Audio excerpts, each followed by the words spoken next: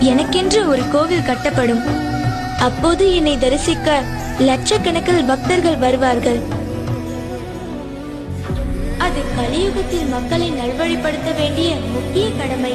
எனக்கென்று ஒரு இருப்பிடத்தை அமைத்துக் கொண்டு நான் அங்கேயே தங்கி பக்தர்களுக்கு அருள் பாலிக்க விரும்புகிறேன்.